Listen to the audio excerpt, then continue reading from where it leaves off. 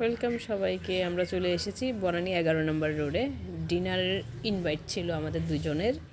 অনেক প্রিয় একজন মানুষ আমাদেরকে ইনভাইট করেছিল। পরে আমরা যাওয়ার পর স্যুপ খেয়েছি ওয়েলকাম ড্রিঙ্কস হিসেবে। স্যুপটা অনেক মজার ছিল, আর এটা আলু আর বিফ দিয়ে করেছিল। অনেক টেস্টি ছিল খাবারটা, আমি অনেক মজা করে খেয়েছি। আর এই রাইসটা নর্মালি সব রেস্টুরেন্টেই খাই, বাট এখানে একটু ডিফারেন্ট ছিল। চিকেন, সালাদ সব কিছু মিলিয়ে খাবারটা অনেক মজাদার ছিল। আমি অনেক মজা করে খেয়েছি। যখন হৃদয় এভাবে ট্রাইটা ধরেছিল, আমি তাকে ওয়েটার হিসেবে বলেছিলাম, তখন সবাই হাসতেছিলাম। তো আসলে আমি বিফটা এভাবে আর কি কম খাই, বাট খেয়েছি বান্ধবীর চয়েসে। প্রিয় মানুষটা যখন চয়েস করেছি অবশ্যই খেতেই হয়। তো খাবারটা অনেক টেস্টি ছিল। বান্ধবীকে অসংখ্য অসংখ্য ধন্যবাদ এত সুন্দর একটা ডিনার পার্টিতে আমাদেরকে ইনভাইট করার জন্য। আসলে কোনো কিছুই তো ধন্যবাদ দিয়ে শেষ করা যায় না। বান্ধবী তো বান্ধবী, কিছু বলার নেই।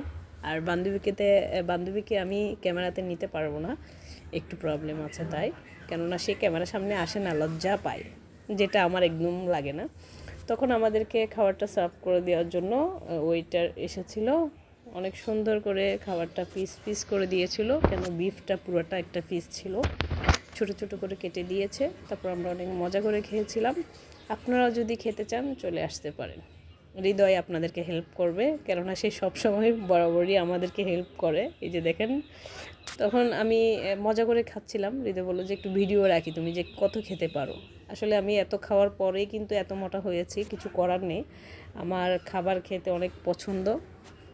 আর এত পছন্দ বলতে হলো যে আমার যেটা মুখে রুচি আসে সেটাই আমি খাই, যে কোনো কিছুই খাবার খেতে পারি না। আর রেস্টুরেন্টের একটু ভিডিও নিয়েছিলাম, আমার লুকটা অনেক সুন্দর লেগেছিল। সব কিছু মিলিয়ে আপনাদের কাছে কেমন লেগেছে অবশ্যই বিস্তারিত দেখে বলবেন।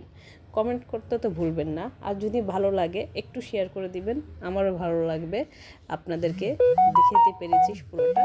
আর বের হয়ে চলে যাচ্ছি। সবাইকে আল্লাহ হাফেজ।